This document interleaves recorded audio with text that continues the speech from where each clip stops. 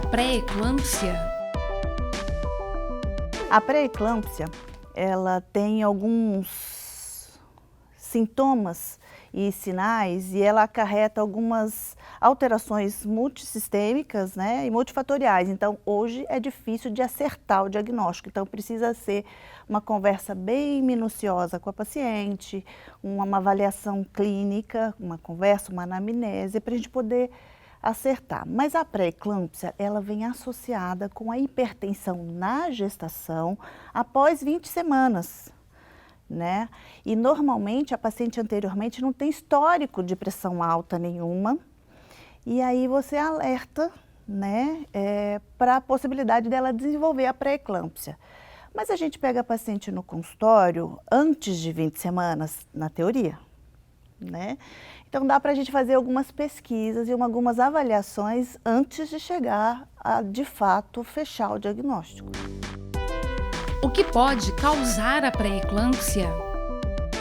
A pré-eclâmpsia, na verdade, não tem um fator etiológico preciso, porque se tivesse a gente conseguia tratar, né? E tem o fator orgânico também da paciente envolvido em toda a repercussão hemodinâmica na gestação. Mas assim, a paciente que vem ao consultório, iniciando o pré-natal, a gente, bem minucioso, a gente tenta conversar com ela sobre as histórias pregressas, principalmente irmãs que tiveram pré-eclâmpsia, irmãs, mãe e tias que tiveram eclâmpsia, então o risco dela é maior. Se o índice de massa corpórea, isso é importante, o sobrepeso favorece a hipertensão na gestação, que pode ser diagnosticada como pré-eclâmpsia. Não podemos esquecer que a pré-eclâmpsia não é só hipertensão, ela pode estar associada à proteinúria. Então, assim, não tem um fator único, a gente precisa avaliar a paciente como um todo e uma série de outras alterações decorrentes para poder ajudar ela nesse sentido. Mas também a paciente já pode vir com uma hipertensão fora da gestação, que é a hipertensão crônica, né, dela, e aí aparecimento da pré-eclâmpsia sobreposta à hipertensão, né, crônica. Então, por isso essa avaliação é importante. A medição da pressão arterial no pré-natal, ela precisa ser bem avaliada. Na primeira consulta, a gente já consegue ter alguns parâmetros importantes, mas a anamnese é imprescindível, né? Se ela tiver diabetes, se ela tiver alguma doença já de base imunológica, se ela já tiver algum outro problema, né, de alterações inflamatórias, ela vai favorecer a ter. Quais são os principais sintomas da pré-eclâmpsia? Então, a primeira coisa que que a paciente às vezes vem queixando pra gente, né, é que tem sentido dor de cabeça. Ela pode evoluir ou não para a eclâmpsia com outros sintomas um pouco mais agravantes, mas assim, principalmente a dor de cabeça, o inchaço, né? E a gente percebe que nas medições de pressão, quando começam a alteração já no início do pré-natal, ela traz esses sintomas para a gente. A paciente vem com esses sintomas. Para a paciente, o mais importante é observar isso, né? Mas assim, em consultório a gente observa alguns outros sinais, né? Principalmente laboratoriais. Mas a paciente pode vir com, quando está uma hipertensão um pouco mais elevada, náuseas, né? Chega a ter dor epigástrica, dor do lado direito do abdômen superior, mas por quê? Porque tem algum outro comprometimento a mais, né? Ela vem trazendo devagar, por isso as consultas de pré-natal têm que ser recorrentes, tem que ser, no mínimo, quando tem hipertensão, a cada 15 dias. Se precisar fechar o diagnóstico, uma paciente de difícil acesso, interna-se sim, faça uma avaliação correta, mas geralmente a hipertensão, para confirmar a pré-eclâmpsia, ocorre a partir de 20 semanas. Existem fatores de risco para a pré-eclâmpsia? Sim.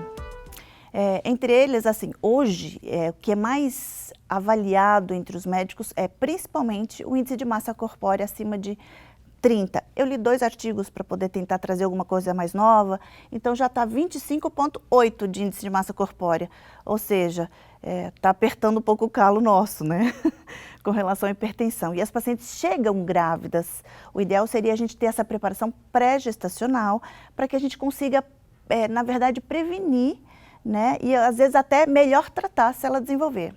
Mas assim, o inchaço também favorece. Na verdade, acaba sendo uma consequência. Mas o índice de massa corpórea aumentado, histórico familiar é importante, diabetes mellitus é importante, o lúpus é importante, a hipertensão crônica. A gente sabe que pacientes que já usam medicamentos e têm alguma doença que precisa ser acompanhada mais de perto, isso são fatores de risco, né? A gente consegue ter uma ideia acompanhando diariamente, assim, pelo menos no mínimo semanalmente, na verdade, no consultório, se a paciente vai conseguir evoluir ou não. Como é feito o diagnóstico da pré-eclâmpsia? A paciente indo no consultório, além de uma anamnese completa, que é importante você ter esse parâmetro, porque ela pode ter algumas outras complicações no final da gestação, se você não consegue diagnosticar antecipadamente. Então, a gente pede os exames, além da história clínica. Eu quero enfatizar a história clínica, porque é muito importante. Ela te dá parâmetros para começar a pesquisa, direcionar melhor a pesquisa laboratorial e de exames. Mas assim, os exames de sangue, é importante a gente avaliar se ela tem alguma alteração orgânica, né, de plaquetas, alguma alteração de proteinúria. A proteinúria é colhida na paciente com uma urina de 24 horas. Né? Ela tem um valor que a gente tem que começar já a pensar em predição para que se tenha pré-eclâmpsia. Então, inicialmente, principalmente isso. Mas hoje já se tem alguns exames que estão entrando num protocolo normal, que é o ultrassom com Doppler das artérias uterinas. Porque a pré-eclâmpsia, na verdade, ela vem também, como não tem um fator etiológico específico, de uma alteração na fixação da placenta dentro do útero. E ela atinge umas arteríolas, né, que são chamadas de espiraladas, e de forma irregular, que ela não promove o relaxamento fisiológico, que em toda a gestação isso acontece. Mas nessas pacientes, especificamente, isso acontece de forma adversa.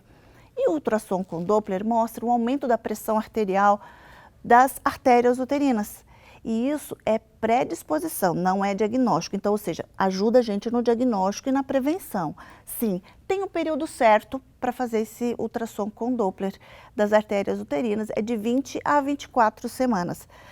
Sendo que todas as literaturas que eu tentei conseguir dar uma olhadinha antes de vir para cá, 24 semanas é o ideal. Porque às vezes ela pode ter essa hipertensão de artéria uterina leve, sugestionável, antes de 24. Como funciona o tratamento para a pré-eclâmpsia? Bom, inicialmente, como a gente tem no pré-natal, a gente consegue esse vínculo com a paciente, a gente consegue orientá-la algumas coisas importantes. Primeiro, o uso de AS, né, que é o ácido acetil salicílico, numa dosagem segura para a gestação. Desde o início de gestação é o ideal, mas a gente espera-se que após 12 semanas, porque geralmente ela chega nessa faixa, né, de semanas de gestação. Então, acima de 12 semanas até 36 semanas. Isso a gente consegue prevenir também, né? E o uso também de cálcio, porque a gente sabe que a hipocalcemia pode favorecer, né, a fator de risco de apresentar a pré-eclâmpsia. Só que um estudo recente mostrou que não é 100%, como eu vou explicar, não, na verdade, assim, né, não dá para falar que só a deficiência de cálcio pode favorecer a pré-eclâmpsia. O que a gente consegue entender é que, assim, a gente tem deficiências nutricionais na população em geral, né? Tanto que, estatisticamente, em países desenvolvidos, o índice de pré-eclâmpsia e de eclâmpsia são menores do que nos países subdesenvolvidos, né? Então, assim, é uma forma da gente poder tratar. A pré-eclâmpsia a gente tem que tratar com antihipertensivos, é importante. Entre os antihipertensivos, a gente tem o metildopa, que é bem tolerado na gestação, não causa hipertensão placentária e nem materna, importante, porque a pré-eclâmpsia ela atua nas arteríolas mais finas do corpo, né? Então, na verdade, ela promove uma alteração endotelial também e aumenta a resposta inflamatória orgânica. Tudo isso sistematicamente favorece a complicações e a não resposta favorável aos tratamentos. Entre os antihipertensivos, a gente tem uma série que pode ser usada na gestação, Fator A, que não traz problema, que não precisa ter medo, mas a paciente tem que abraçar esse tratamento com o médico dela, com o pré-natalista. Quais são as principais complicações da pré-eclâmpsia? Mesmo se a paciente for aquela paciente que adere bem ao tratamento, que consegue manter o peso dentro do esperado para o pré-natal normal, sem aquele aumento exagerado de peso, ela pode vir a desenvolver algumas complicações, entre elas insuficiência renal, insuficiência cardíaca, pulmonar, com edema pulmonar. Isso vão virando complicações, né? Como a pré-eclâmpsia evoluída para a eclâmpsia, né? Mas a gente também tem algumas alterações neurológicas que aí pode desencadear, né? Que pode evoluir para a eclâmpsia. Então, são sinais sutis. A insuficiência renal, né, altera os glomérulos renais, que fazem com que a gente tenha mais retenção líquida, ele não filtra bem. Então, isso é o inchaço, além das lesões dos vasos, que também favorecem o inchaço. Então, ela é bem complexa, mas se for bem avaliada, a gente consegue melhorar o prognóstico da paciente. O que é eclâmpsia e quando ela pode ocorrer? A eclâmpsia, na verdade, é uma complicação da pré-eclâmpsia, né? Quando todos aqueles preparos e tratamentos e prevenções que a gente tenta inserir no pré-natal não são tão eficazes e ocorrem convulsões, né, contrações tônico-clônicas generalizadas. E para isso a gente tem que entrar com um tratamento incisivo, porque corre risco de diminuição de oxigenação cerebral da mãe e placentária, né? Trazendo consequências importantes, tanto para a gestação quanto para o bebê. A conduta vai depender muito do tempo de gestação que está também, né? Mas assim, o principal tratamento da eclâmpsia é retirada do bebê. Só que para isso a gente precisa estudar em que grau da gestação está, em que período da gestação está, em que risco a gestação traz, que o bebê está naquele momento, e o grau também de gravidade da eclâmpsia, com as alterações hematológicas importantes que a gente sabe que acontecem. Quais são os principais sintomas da eclâmpsia? Na verdade, a eclâmpsia, a paciente que tem tendência a não evoluir bem da pré-eclâmpsia e ir para a eclâmpsia, ela vem com sinais sutis, dor de estômago, dor de cabeça, os escotomas, que são aquelas luzinhas brilhantes no fundo, uma dificuldade de comunicação, um torpor, na verdade. Ela pode ter essa dor epigástrica e a hipertensão. E aí vem os exames laboratoriais depois alterados com isso, né? Principalmente as enzimas hepáticas. Quais são as principais complicações da eclâmpsia?